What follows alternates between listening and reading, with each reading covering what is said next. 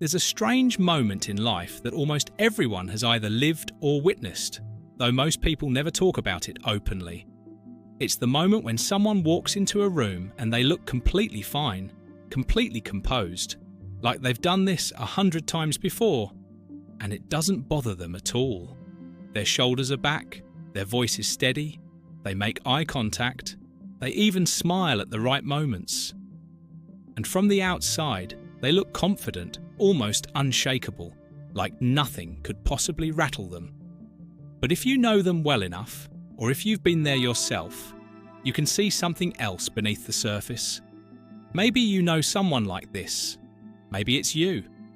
There's a tension that lives in the space between their eyes and their smile, a breath that's held just a fraction too long, a pause before they speak that feels calculated, rehearsed, like they're running through a script in their mind before the words ever leave their mouth.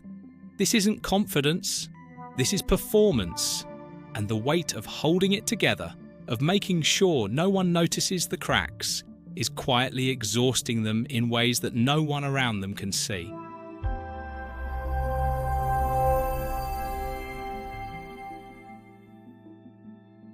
What's fascinating about this is that the psychology behind people who fake confidence is not really about deception at all.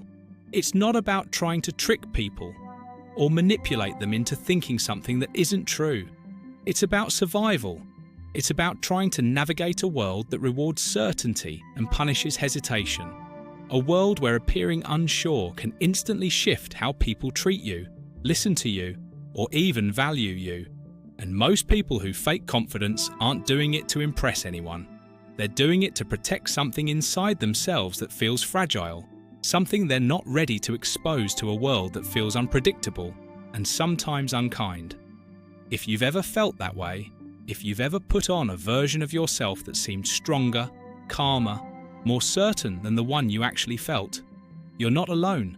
In fact, you're part of a very large, very quiet group of human beings who learned early in life that the world responds differently when you look sure of yourself, even when you're not.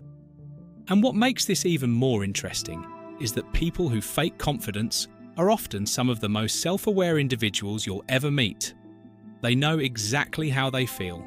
They know their insecurities, their doubts, their fears. They're just not ready to let the world see all of that. So they build an outer layer, a kind of emotional armor made of calm expressions, steady words, and practiced smiles. But behind that armor, there's usually a story, and that story often begins much earlier than people realize. Sometimes it starts in childhood, in a home where showing hesitation meant getting overlooked or dismissed. Maybe they grew up watching someone else get all the attention, someone louder, more charismatic, more naturally confident, and they learned that if they wanted to be heard, they had to appear just as certain. Or maybe they watched people around them fall apart whenever they expressed doubt or fear, and so they made themselves the opposite, composed, steady, the person who always seemed to have it together. Other times, the story begins later, after a failure that stung too deeply, or a moment of embarrassment that stayed in their memory longer than it should have, replaying over and over until it became a warning. One moment can be enough to convince the mind that vulnerability is dangerous, that showing uncertainty invites judgment, and that the safest way to move through the world is to appear confident even when you feel anything but. What's remarkable is how convincing these people usually are. Behavioral psychology shows that humans are incredibly skilled at masking emotions, sometimes better than they even realize. The simple act of holding eye contact, of steadying your voice, of keeping your posture upright, these small adjustments can give the impression of certainty even when your heart is beating faster than normal, even when your thoughts are racing in a dozen different directions. And because the world responds so positively to these signals, because people treat you differently when you appear confident, the behavior becomes reinforced. It becomes a habit. Eventually, it becomes so automatic that the person doing it might not even realize they're performing anymore. But here's the part that most people don't understand. Faking confidence isn't the same as being dishonest. It's not about lying to people. It's a form of self-protection. It's an internal whisper that says, I'm not ready to show everything yet. I'm not ready to let people see how uncertain I really feel. And that's okay, because beneath every person who fakes confidence is someone who cares deeply, someone who wants to show up fully in life, but hasn't yet figured out how to feel safe doing so. When you look closely at the psychology of these individuals, you begin to see patterns that repeat themselves. People who fake confidence often notice everything. They pick up on small details that others miss. They can sense the mood of a room within seconds of walking into it. They adjust themselves quickly, almost instinctively, based on what they observe.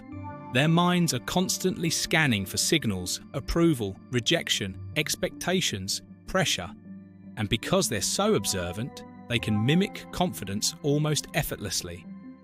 They know how confident people stand, how they talk, how they move through space.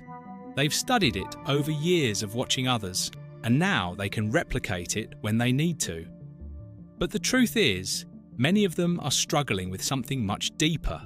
They're dealing with the fear of being misunderstood, the fear of disappointing people, the fear of not being enough, and, perhaps most painfully, the fear of being seen too clearly, too deeply, too honestly.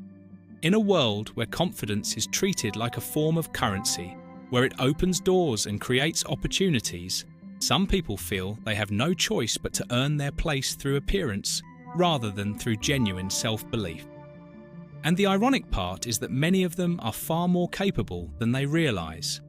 Their lack of confidence isn't about skill or intelligence. It's about internal narratives that have been shaped over years. Narratives that tell them to be careful, to appear stronger than they feel, to avoid being exposed as someone who doesn't have all the answers. But if you look even closer, there's something profoundly beautiful happening beneath the surface. People who fake confidence often carry a kind of humility that naturally confident people might not have. They don't assume they're the smartest person in the room. They don't overestimate their abilities. They're constantly learning, constantly improving, constantly refining themselves because they know what it feels like to be uncertain. Their insecurity pushes them to grow in ways that come naturally to very few people. And in a strange way, their fake confidence is actually a sign of hope. It's a sign that they want to rise into a version of themselves they believe is possible, even if they're not there yet. They're not pretending to be someone they're not. They're trying to become who they hope they can be. But the emotional cost of this can be heavy. Pretending to be completely fine when you're not can feel exhausting.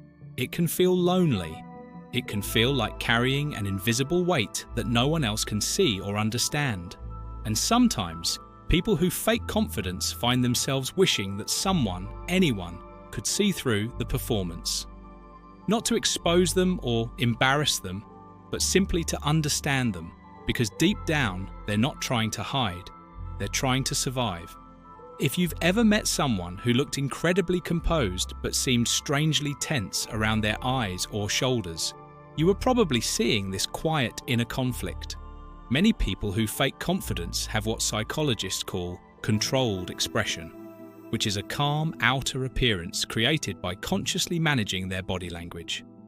Their posture is deliberate, their tone is measured, they don't interrupt, they don't show panic even when they feel it rising inside. They've learned to look stable even when their emotions are moving fast beneath the surface. And what makes them so compelling, so magnetic in some ways, is that they often care deeply about other people's feelings. They don't want to burden anyone with their struggles. They don't want to come across as dramatic or needy or overwhelming, so they choose what feels like the safer option, which is appearing strong. But this creates a strange paradox. On one hand, they might be perceived as assertive, independent, maybe even unshakable. But on the other hand, they might feel completely invisible in their struggles. Because when you appear strong for too long, people stop asking if you're okay. They assume you always are.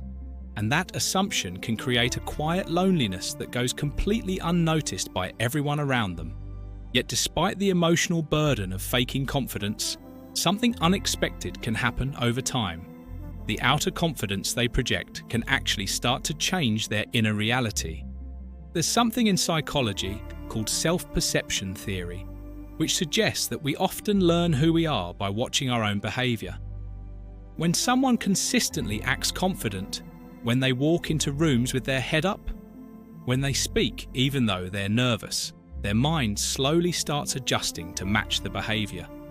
The line between acting confident and actually being confident becomes blurry.